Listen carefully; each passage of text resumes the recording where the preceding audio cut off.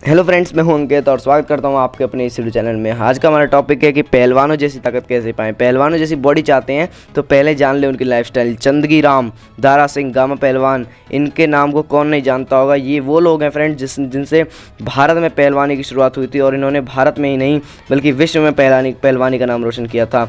लेकिन क्या आप जानते हैं कि उनके उस फौलादी शरीर के लिए कितना डेडिकेशन, सही खान पान और मेहनत लगी थी। अच्छा शरीर बनाने के लिए केवल कसरत और मेहनत ही काफ़ी नहीं होती बल्कि उन्हें उसके अलावा फ्रेंड्स बहुत ही काम करने होते हैं, जब जाकर उन्हें ऐसा मजबूत शरीर मिलता है। आज भी कई पहलवान हैं जो भारत के नाम को इंटरनेशनल लेवल पर ले गए हैं, जैसे कि सुशील कुमार हैं, योगेश्वर दत्त, बजरंग पुनिया आदि लोग फ्रेंड्स आज भी जिम जाने से बचते हैं और देसी तरीके से बॉडी बनाने या फिट रहने की बात करते हैं। इसके लिए उन्हें प्रॉपर जानकारी नहीं मिल पाती। इसके लिए वे इंटरनेट, यूट्यूब हर जगह सर्च करते हैं, लेकिन फिर भी आधी अधूरी जानकारी मिल पाती है। अगर आप भी ये जानना चाह रहे हैं, आपको ये सारी जानकारी दे रहा हूँ ताकि यदि आप भी पहलवानों की तरह शरीर बनाना चाहते हैं तो आप उनके बारे में जान सकें। पहली बात, पहलवानों का समय। पहलवानी करने का सबसे बड़ा नियम है कि आपको जो काम जितने बजे करने के लिए दिया जाए उस काम को उतने ही बजे ही करना है। पहलवानों की सुबह 4 या 4:30 बजे पर हो जाती है। पहलवान लोग 4 बजे के और 4:30 बजे के बीच में उठ जाते हैं। उन्हें देर तक सोने की अनुमति नहीं होती। सुबह उठते ही डेली रूटीन के काम करने के बाद उन्हें कसरत के लिए मैदान या अखाड़े में पहुंचना है।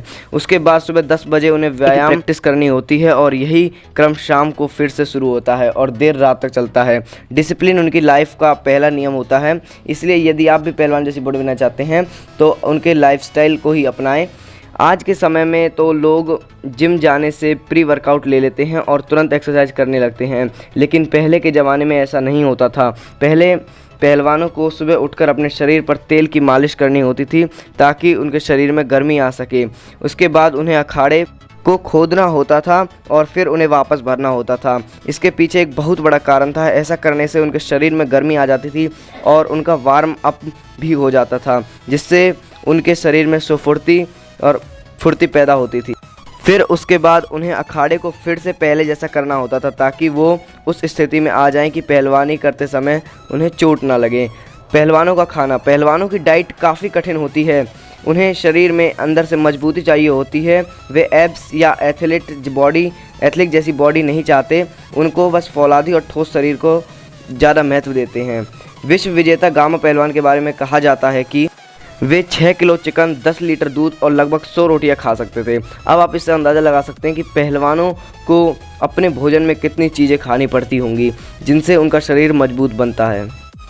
बादाम, काजू, अंडे, दूध, घी, स्प्राउट, सलाद, केला, दही, पनीर, रोटी, दाल, चने, चिकन, मटन, सूप आदि चीज़ें पहलवानों की डाइट में होती है। फ्रेंड्स, ये जो जितनी भी चीज़ें हैं ये सभी में हाई प्रोटीन और अनसैचुरेटेड फैट होता है। सबसे ज़्यादा उन्हें सुबह उठते से ही दूध, घी और बादाम को पीसकर पीना होता है ताकि वे दिन भर एनर्जेटिक रह सकें। उनकी डाइट पहले तो काउंट नहीं की जाती थी कि कितने कैलोरी लेना है, लेकिन आजकल डाइट की कैलोरी काउंट की जाती है।